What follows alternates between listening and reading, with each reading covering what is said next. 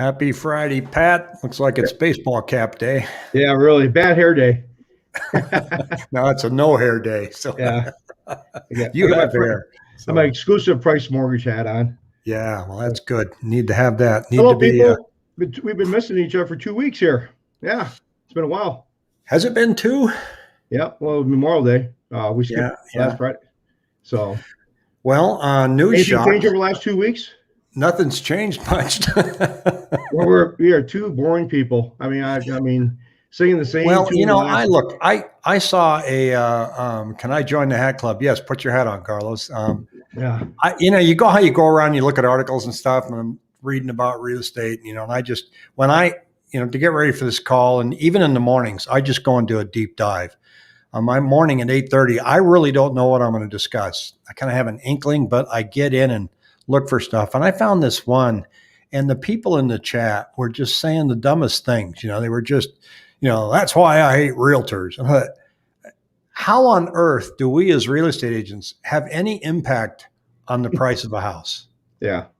I mean, I can go get 5 other guys and go, come on, guys, let's lower the price of houses in Phoenix. Ain't happening. Yeah. and I think where her anger was, it's our job to let them know where the market's headed. And it's our job is to manage you through the minefield of regulation, which is real estate transactions. And the other thing is to do our best to let you know where the market's at today and what it means short term. But we'd be doing you a huge disservice if we said, here's where it's going to be out 3 years from now. Yeah. And so while the numbers are looking kind of boring, there is some stuff, and I'm going to pull it up. And I'm always talking about the Cromford Report Index. And, they don't, the Cromford Report, they don't share actually how they get that impact, that index, because it's proprietary. I mean, they'd be out of business if they said, oh, here's the math behind that. But they pull in data from the MLS and then public recording data. And with that, and then they look and they develop these indexes that are meant to be a predictor of where prices are going to go in the short to mid term, looking ahead. So I thought today we'd dive in and maybe pick that apart a little bit or see just how accurate it's been. We do have a question right off the bat here. It said, how do you justify the current FHA loan limit and current median house price? Well, they basically, the FHA, the government sets, they've raised it. Let's see here. I mean, back in, let's see, it's gone from 294,000. I've got a little chart here. I just keep crossing. I got a little chart here over here. I just keep crossing off the number and putting a new number on the loan limits because they change every year. I mean, back in 2018, it was 294,515. In 2019, it was 314,827. In 2020, it was 331,700.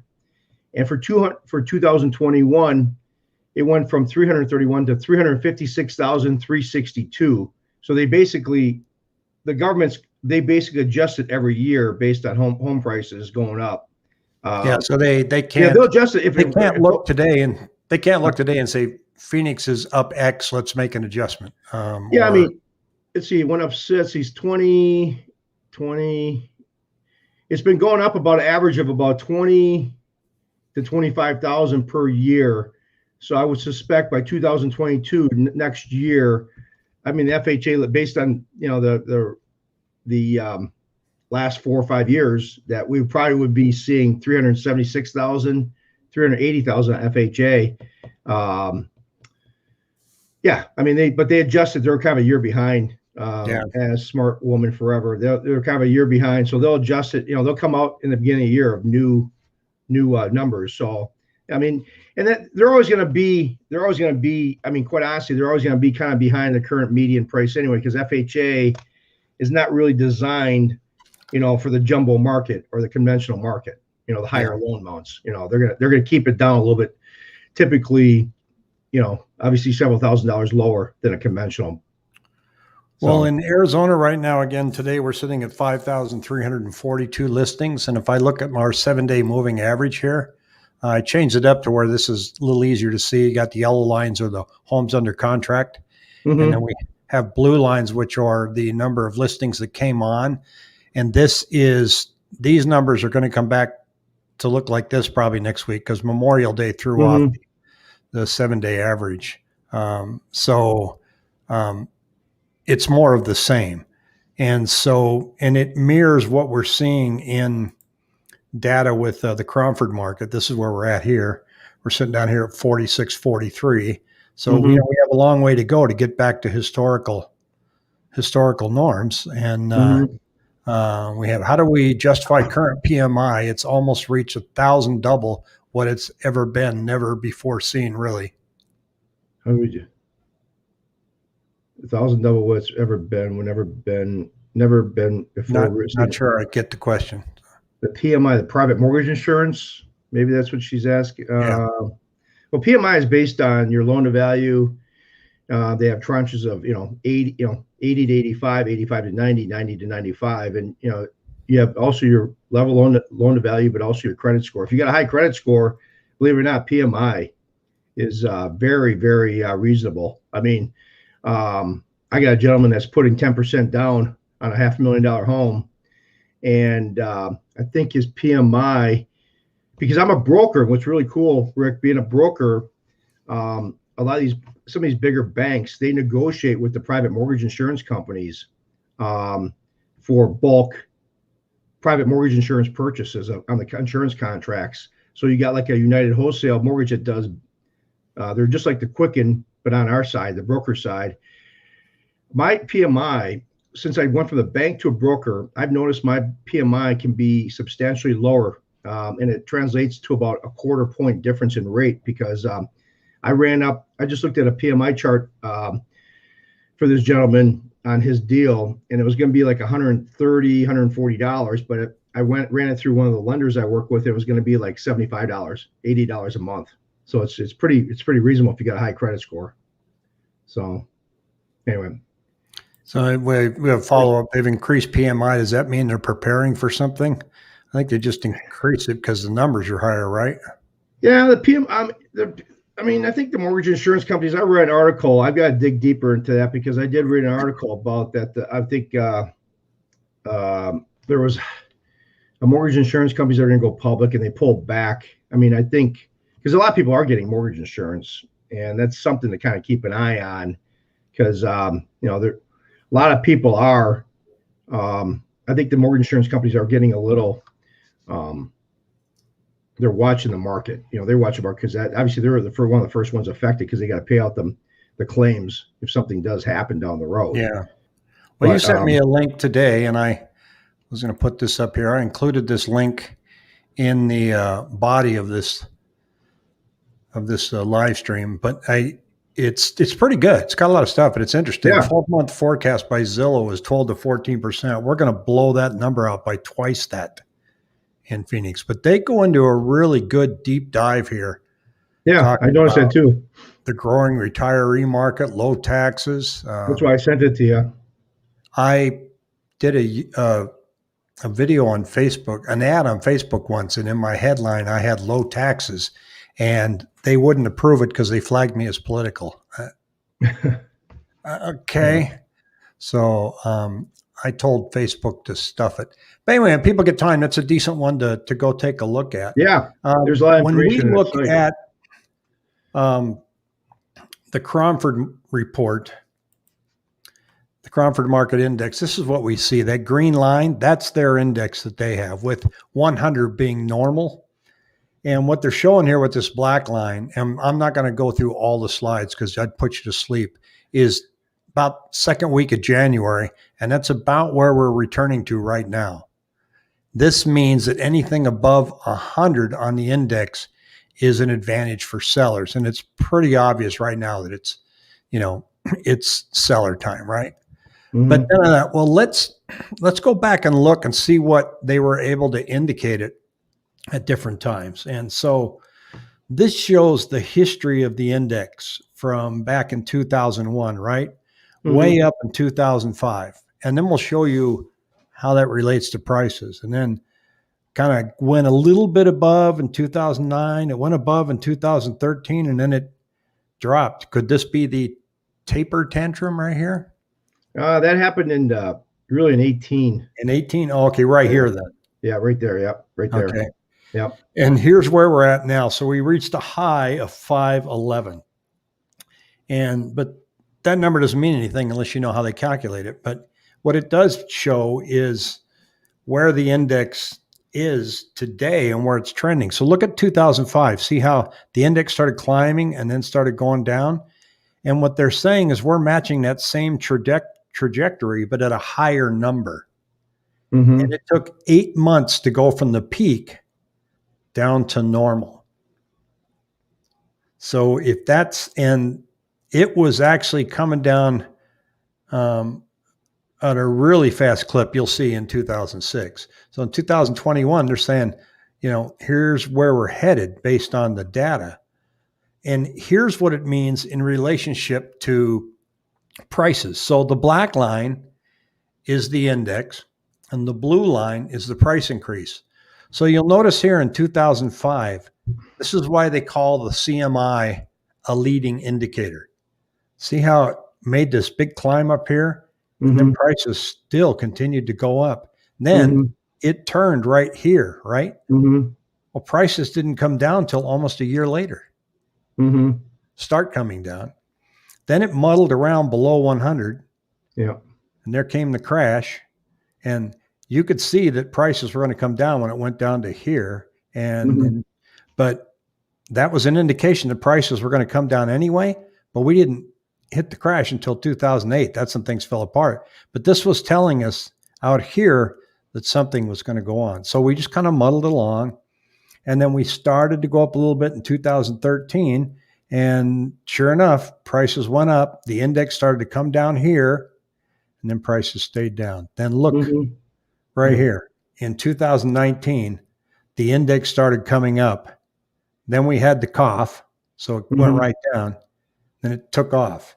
So it's telling us still that it's a seller's market and prices will continue to rise. Yeah, it looks like the chart kind of correlates pretty well. Yeah. And so that is buyers and sellers always want to be operating in a seller's market or a balanced market. Buyers markets are not the best time to buy. Mm-hmm. So it's an interesting thing to follow. What did you say? Back. Is it buyer? Back that up. What did you say? Buyers markets. Yeah, basically what they're saying is when it's a buyer's market, as soon as you buy the next month, it's worth less. So you're trying to time the bottom. Yeah, The people that are buying now are seeing their equity. So I think you could debate that till the cows come home because it's nice to buy at the bottom if you know you're there. Yeah, it's not nice to buy on the way down.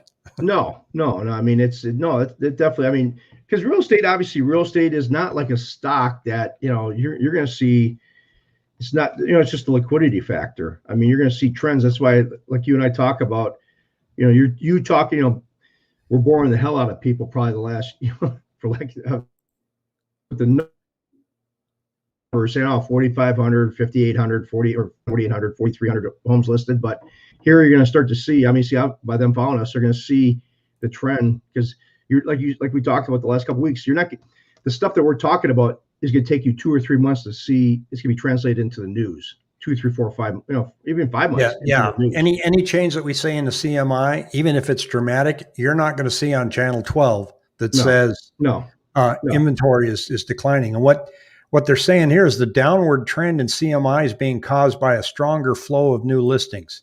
This increased flow of new listings and whether it continues is key to the direction of the market. If it falls, we could see another increase in the CMI.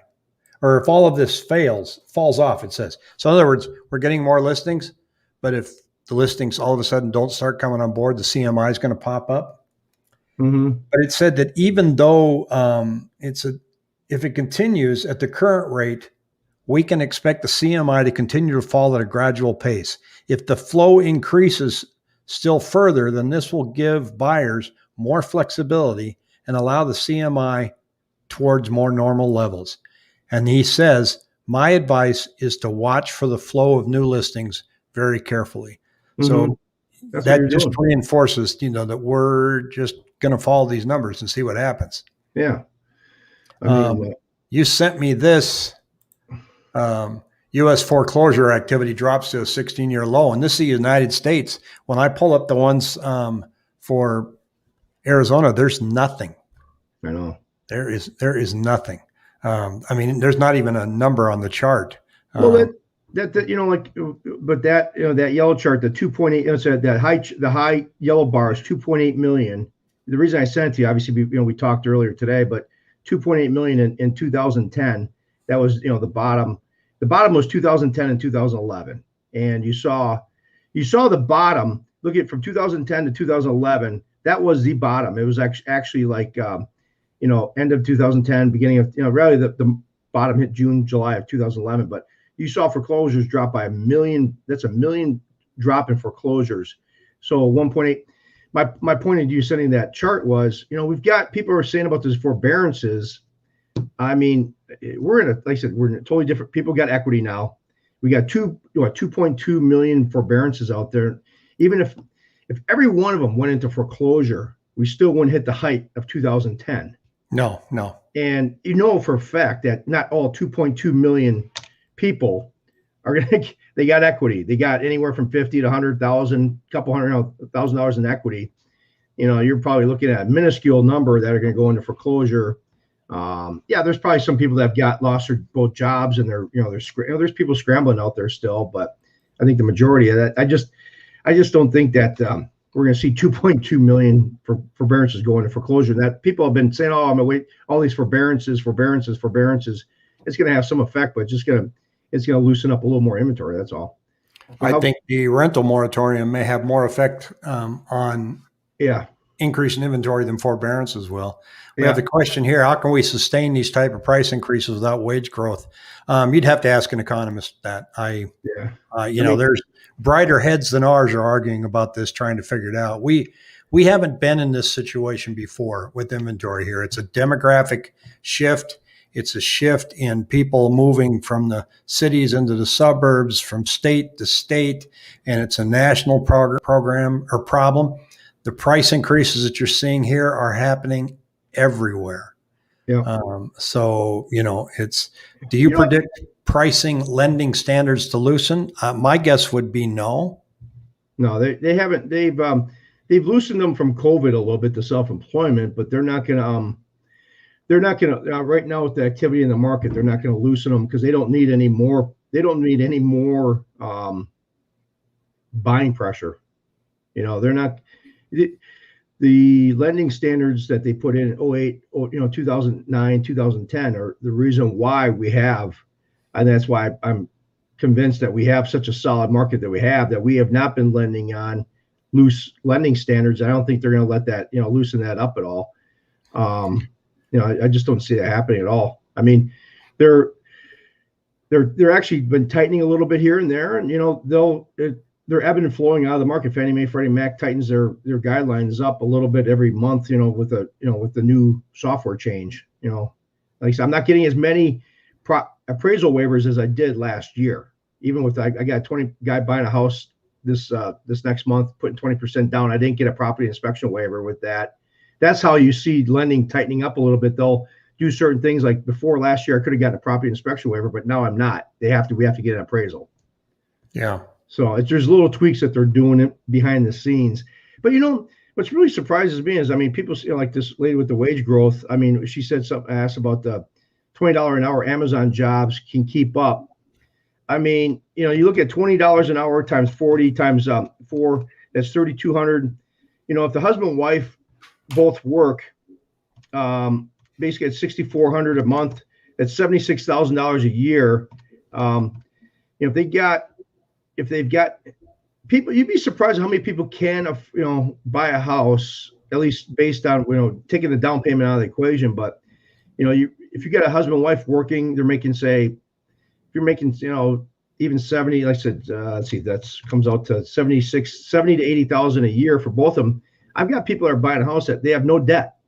If you have no debt, Um, you know, there's, Well, remember, rent's climbing too. So there's I just as know. much of a concern as on monthly rent as there is, how can I afford to buy a house? Well, how Yeah. can I I mean, afford to I rent? forward to, yeah, because I'm seeing Facebook posts, people are, they're raising their rents from 1,200 to like six. I mean, these rents are actually killing people more than the mortgage, people say about, the Yeah. mortgage Oh, related, yeah. because Well, they're here's going an from 12. interesting one. I have a client out of Chicago that I help him with a rental. He has an Anthem, and he said he may need to put it back on the market, but he was going to raise their rent by $200, and he said they didn't give a decision whether or not they were going to, move out or not. And I said, once they get out and they start looking at what rent is really going for in that area, your $200 is going to be a bargain. And he sends Yep. back, Rick, just right when we started the show, he says, "Hey, want to let you know you're right. After dragging their feet, the tenants decided to extend for another year." I was like, yeah, I mean, once you get out and start seeing what's going on, so. Well, a $200 a month, if you're, I don't have the numbers in front of me, but if you had I mean, a 200 month, $1 a month increase is a pretty substantial. If you had a monthly increase, mortgage related increase, but people are getting Yeah. rent increases of $200-$300, going from 1,200. I'm seeing these Facebook posts like, yeah, my rent's going from 1,200 to 1,600. That's $400 a month. Yeah. I mean, that's the thing about the beauty of, trying to get into a house. And that's Yeah, why they want your car payment. yeah. And I think, like I said, to go back to what I was saying, I mean, the average, believe it or not, the average of husband and wife are both working, making, if they're both working, making, say, let's say 35 to 40,000, 80,000. If their spending habits have been, they've got relatively no debt, they can, from a monthly payment standpoint, they could afford, to get in. Obviously, the big thing is trying to get the down payment. And, I think people have got to be more creative, whether, they can get the down payment from, they can borrow from their 401k. The biggest thing I mentioned to people that they don't realize what they can do is, they can go to a relative, an aunt, an uncle, a mother, father, sister, brother, and they can get that gifted monies from them, to help them into the house. And, they can always work out something down the road, but basically gifted monies are not to be repaid back. But, that's obviously the biggest thing holding people back is typically the down payment. But, from a pure payment standpoint, though, obviously, once again, people are starting to realize that buying a house is definitely going to be, you're locked in for a 30-year mortgage. So, well, Carlos is asking what the requirements are to get a second property. He's looking to buy a condo, new build for rental.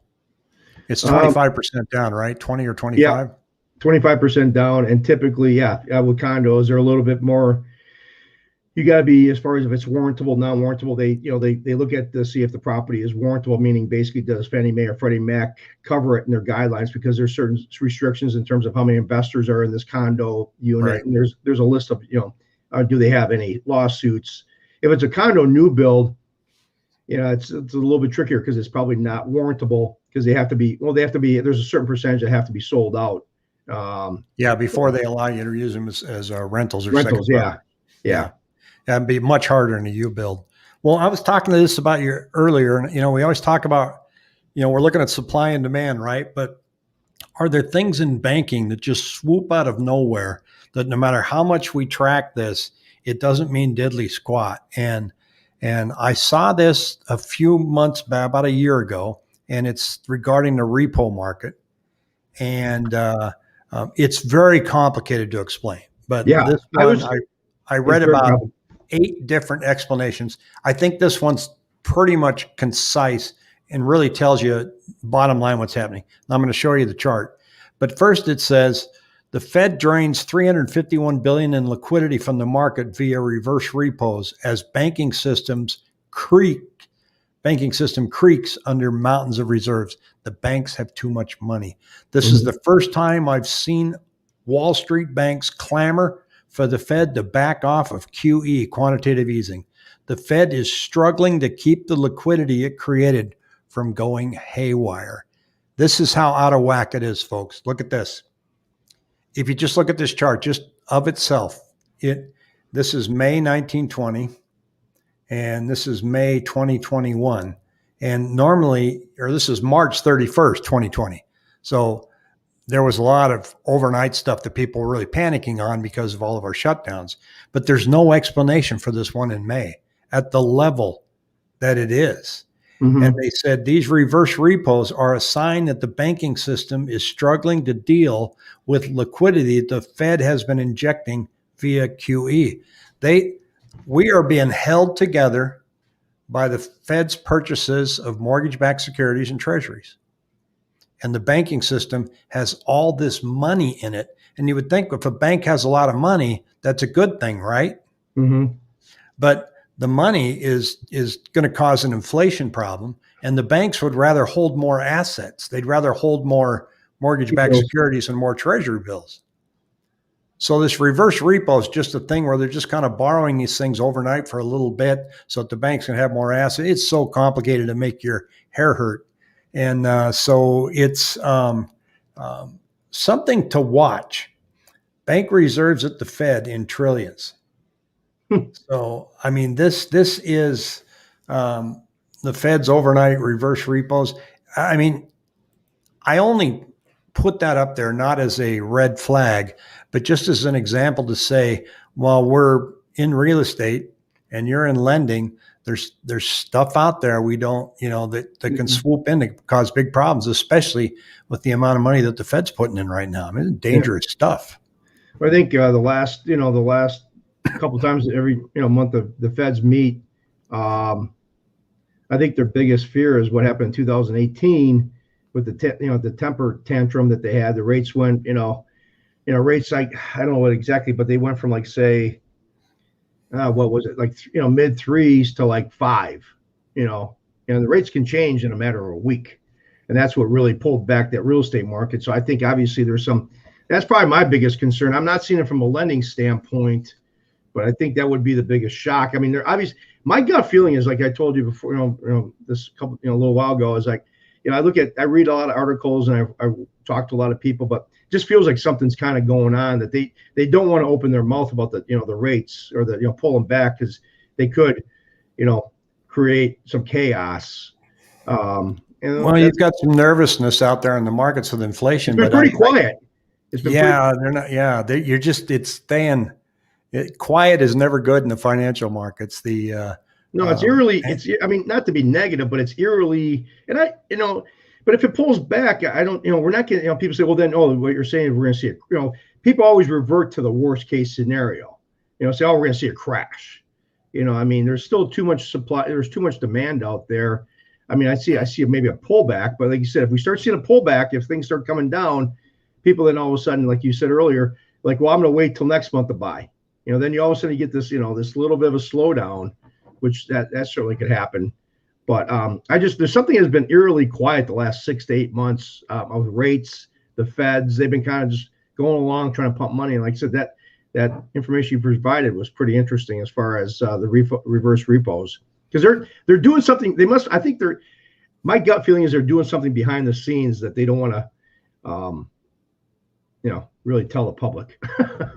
Could be. Well, these are just last minute things that happen at night from the banks and the Fed, and it's a spike. I have a past client whose job is to audit the banks, and we first started seeing this repo stuff. I sent him an email and I said, "Should I be worried about this?" He goes, "No, it's a short-term problem, more of a system problem." He said, "It's not anything to be afraid of yet," but he goes, "But it's something to watch," and that's what I think about this one. And I want to answer Carlos' question of all those warrantable requirements sound like a lot of hassle. Would it be easier to just buy the condo as a second property than later rent it after closing? And the answer is it's warrantable is not anything that you have to do. You'll have condos that say the FHA wants to make sure that their HOA is financially sound and that they don't have non-owner occupants in excess of a certain percentage. I think it's 25% now. 25, 30%. Yeah, there's certain percentage. They just changed it.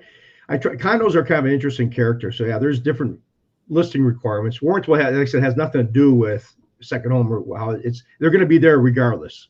Yeah. But I mean, a condo is what did he say? Second home. So as a second property. Yeah.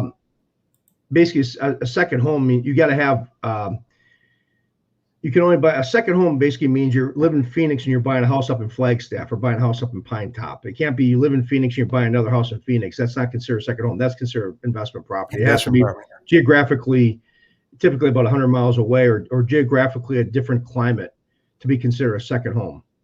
So Yeah. you're going to be, he's going to be stuck either way. I mean, it doesn't really matter. But no crash, No but a comment. correction. No crash, but a correction, right? Deflation, stagflation. I don't Yeah. know. I mean, I think, Yeah, I think, I mean, it's reasonable. I mean, let's be logical about it. This is not going to last. no. This is not going to be an ever ending. Houses are going up and, we're going to see things, the more things, they're going to change. I mean, Well, if they're going to change, where's the first place you're going to see it? Right here. oh yeah, right here. I mean, Yeah. I keep kidding that, we're showing you numbers. It's going to make you a hit at all the cocktail parties because, Yeah. you'll go out and they'll go, oh, real estate must really be going crazy. I mean, well, we're not selling as much as you think we are, folks, because we can't find homes for these buyers. It's just possible. But and it's not when you have the numbers now. So like going back to what I very first said, this one thing goes, I hate real estate agents because, we're supposed to be able to tell them where the market's headed. We don't know. We know first 3 months, 6 months. That's all we know. We know today and we know based on historical trends what might happen. But as I just showed you in the repo market, we don't know that.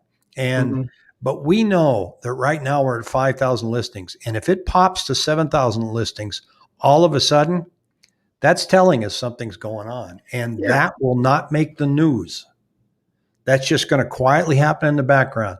And you're only going to get that if you're following that number. And that's why the Cromford says, follow this number closely, because that's going to tell us what's going to happen.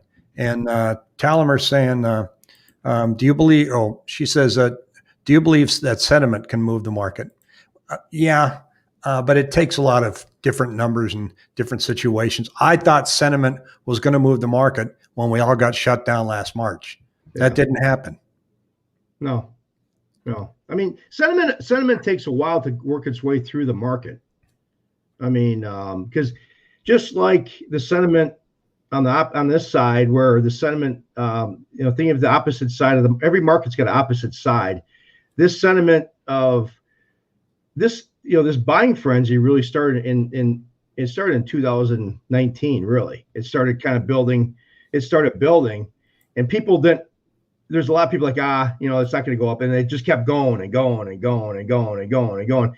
Sentiment does not happen overnight. You have to build. Sentiment builds overnight, and that's why, like when market turn around, it's going to take a while. Like if it does start to turn, you're going to have, just like I saw in 07, 08. I mean, you saw the charts, and it just started creeping down, and you saw it. It took a while for it to kind of be born into the market because people don't believe it. It takes a while for people to change their sentiment. They don't change it overnight. Yeah. I mean, but I think there's obviously, there's a lot of money out there. There is inflation. I think the inflation is, we're seeing, it's real. It's going to be here longer than we think it's going. Oh yeah. No, I'm totally convinced. People say supply side issues are not going away. I mean, no, I'm this is BS. The feds are saying it's going to be transitory. The talk that I'm seeing is that they're like the feds and like Yellen, Janet Yellen, all these guys are idiots. I mean, honestly, not that I'm the smartest, but sometimes I just realize that some of these smart people are not that smart. And like you said, it goes back to my theory that if everybody was smart, if everybody was smart, you would never see in a market like 08. Everybody got kind of slapped around because of all the smart money. There's very few smart people that really profited from that market. So there's very few smart people out there. But Yellen is saying that it's going to be transitory, and I think this inflation is going to stay around a lot, much longer. Not much. I don't know how long. Obviously, nobody's got a crystal ball, but I think it's not going to just go away in September, October. Yeah, and Carlos, to answer your question, if I could answer that, this microphone would be plated with gold, and the view behind me would be a beach. I think people have to stop looking at real estate as a stock. I think too many people are seeing the money being made. And, my personal opinion, the last couple of years, you start to see this, gambling. Like, I got two of my buddies. I got one buddy of mine came to me and he goes, "Hey, I want to start flipping homes." Now? Now I go, I go, dude. I mean, I go, you're about 9, 10 years too late. I mean, there's still opportunities, but the low hanging fruit is gone. I mean, it's not easy anymore. Yeah. You I know, get so many calls from investors. Have you got anything? I said, I wish I did. yeah. So You that's have to know the neighbor next door. So I had a guy in Scottsdale. He bought a house 2 years ago, and the guy had passed away. And he had friends of his that were given power of attorney to take care of the home. And he wanted to know if I could help him. And he said, but I don't want to tell you the address. And I said, okay, then let's do this. I said, let's go ahead and sign a buyer broker agreement. And then I am fiduciarily bound to you to not share anything, including the address. So don't tell me the address until you sign the agreement. Now, if I blabber it, you can take me to court and sue my pants off. But I said, I can't help you without knowing where it's at. And he told me the price he had negotiated. And he signed the agreement and he gave me the address. And this is a smart guy too. And I looked it up and I said, look, you better get this agreement wrapped up quick because investors are going to start putting letters on that door that, they're like ambulance chasers. Mhm, Somebody died, I'm going to drive by the house, and they do. And so I said, I knew a lady that died down the street from me and they had that house under contract in 7 days. mhm. So that's the only way you're going to get those fix and flip properties. If you happen to know somebody that, Mhm. And you get, and sometimes you get these, I think they're, I'm not a big, these cash buyers. I'm not I personally hate them. I think I mean, I'm just going to tell you my personal opinion is I think a lot of them are scum because they're just trying to, they're bottom feeders. I mean, I don't, for lack of a better term, because they're trying to catch that unsuspecting person that doesn't really know what the market is. Their house might be worth 400 and they might owe only 100,000. They say, hey, we'll give you 200,000 for that house. And they're like, somebody's like, wow, that's fantastic. Sure. You get some of these unsuspecting people. It's kind of like, I kind of, to me, that's like my personal opinion is that they're just bottom feeding, trying to get these unsuspecting people that just don't know the value. And it's just frustrating so anyway, that's my 2 cents worth. Yeah. It's well, you see some crazy things. I want to let everybody know, I'm going to have a membership only live stream coming up on the weekdays. I'm going to call it Cruising the Hood. You look a little stiff in the car there. I mean, is that? Yeah. My Photoshop skills this is Canva are not what they're. so by membership only. Where are the girls? Where are all the ladies?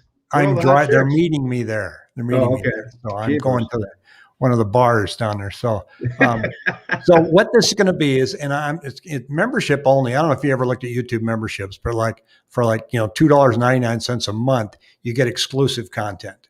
And so what I'm going to do is I'm going to open up the MLS and we're going to look at the homes that just came on that day in that 24-hour period. And we're going to drive around the neighborhoods digitally and take a look at what's going on. And we're going to look at coming soons and see if anything's coming up. So we're going to take real estate and go a little under the hood for a couple of weeks and see if it gains any traction. And I'll be doing it in the afternoons.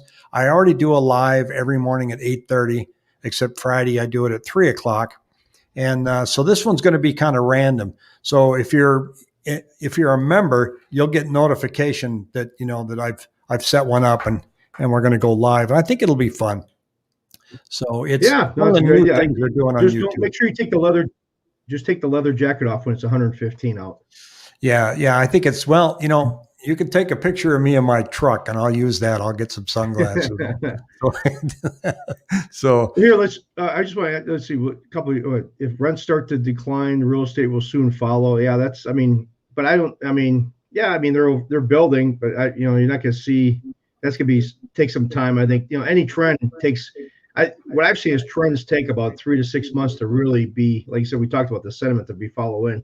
Stock market is the real estate market, AK pricing. I mean, there's been, that's another thing too, is the real estate. Obviously, a lot of people I think have been making money in the stock market and probably throwing it into the real estate. They got down payments, so they buy Bitcoin or they buy AMC. Don't use that word on here. Yeah. Because then all these coin guys start filling the chat box with my manager Bob made me like it just. I don't even mention the name anymore. Okay, it's a forget about that. It So is. It is. Um, but yeah, no, I mean, do you think this is applicable theory relatable to this, to the shoe shine boy? To a certain degree, I think I mean, I see it on my end. There's a lot of real estate agents still getting in the business now, so, but, yeah, I should share a statistic on that. As long as we've got that, before we drop off. And but like, let's, hey, real quick, while you're looking for that, like you said, the activity is still the same that it was a couple of years as far as like 5,000 homes in, every month. That hasn't really changed. this hasn't changed. If you look at we started tracking this back in September. Mm-hmm. Hasn't changed. I mean, Yeah. it's as if they've got some people that, they're just waiting in line, and it's pretty bizarre. So let's say a guy, you're saying somebody wants to be a real estate agent, right? Mm-hmm. So here's the number one agent right here, and I don't know what the filter looked like. It was saying 2020, and that doesn't make sense because I had this set out, but let's just show you what really goes on. So if you scroll all the way to the bottom of this list, there's 26,403 active agents in 2020. Active. There's more licenses than that. There's like 50, I think 60,000. there's like 50, 60,000 licenses. Yeah. These are ones that have sold one house or more. Now, remember that number, 26,403, right? Keep going up until you see a 2. And it shows you in a year. Yeah. So I'm at 25,000 now, right? So what it's showing you is that, that there's a lot of people that want to get into real estate, and boy, it takes time. There we are, 2, 1, 1, 1. So 20,000. So the first 5,000, sold one. So it's, but there are people that jump into it and do really well. And the key is, just stop trying to act, like you're from HGTV. And is there a difference between Rick Helps is $1.99 membership versus only $2.99? There's 2 choices to join. Sherry, I'll have to go in and take a look at that. I think there's a try the $1.99. We'll see what happens. So it's I haven't set those things up before, so that was something I learned just a few weeks ago. For $2.99, you get the beer cooler, the cold they can hold your beer in, right? Is that that's a premium membership? Yeah, the premium is I do that one in HD. Okay. I'll look into that, Jerry, but I appreciate it if you want to join. It'll be fun. I think we're just gonna have fun. We're just gonna come on like 3 o'clock, 4 o'clock, 6 o'clock. Time will just vary, and we'll keep going. I mean, I know real estate agents that are making thousands of dollars on YouTube. I am not one of those, but I just thought it'd be fun to test that for a bit. So I think, just knowing you, I think you enjoy. I mean, I just enjoy trying to share information that we might see behind the scenes. Whether I want to get the word out there. I know you just enjoy sharing your information because you and I both get tired of hearing. This is a hobby to me. I like this. I enjoy trying to figure out how to make the cameras work. I like trying to figure out the lighting. I like learning something new about it all the time so I can share it. And that's another thing that's coming up too, is I've got another channel that I'm starting to build that's going to help real estate agents learn how to do YouTube videos, all the way from how to be comfortable with the camera, and then, how to set everything up. And there's not going to be any program sold on that. What I'm using it for is I want to have a bunch of people that I'm actively helping that I can put on and use as a referral team for me. Because I plan on doing some traveling next year where I probably won't be around most of the summer. And I want to be able to have an established team that's willing to, to help me with, we get a lot of YouTube business. And I want to be able to say, I have an agent in the East Valley that I know, and I can do it within EXP quite easily. And so I want to help people, learn how to use YouTube, and it doesn't have to just be for real estate. And because one of the things that I always told whenever I taught classes on video is I don't like the way I look on video. Mhm. I don't like it either. I think you're pretty damn good looking. You know, Yeah, so- and I'll never forget. Now I told the story, Pat, on yours, and where we were trying to do a video together, and you were looking at the camera, and you kept stammering and stammering, and finally, I just pretended I turned the camera off, and I said, "Pat, what do appraisers do?" And then you nailed it. Oh And you yeah, go, we yeah. should record that, and I go, "No, I just did." Yeah, I just was natural. Yeah, just talking. Yeah. So, looking at the camera, I mean, this is what I like about these live events is that we actually get to talk to people. Yeah, And, yeah. we get to answer questions and it's fun. And hey, YouTube's free. I mean, if you're really trying to grow, no matter what kind of business that you have, you just try to answer questions and people show up. I mean, I'm always going to YouTube on, I've got a new trailer and I was trying to hook up one of these parts and I'm looking at it and I'm going, where's this go? I YouTube it. Oh, okay. Yeah. I couldn't get my refrigerator going today, with the propane, but 10 minutes later on YouTube, fridge is going. Yeah, exactly. So, All righty. everybody have a fantastic weekend. I hope you learned something. And Sherry, I'm going to go check my $199 versus $299 right now. Okay. Take care. All right, buddy. Have a good weekend.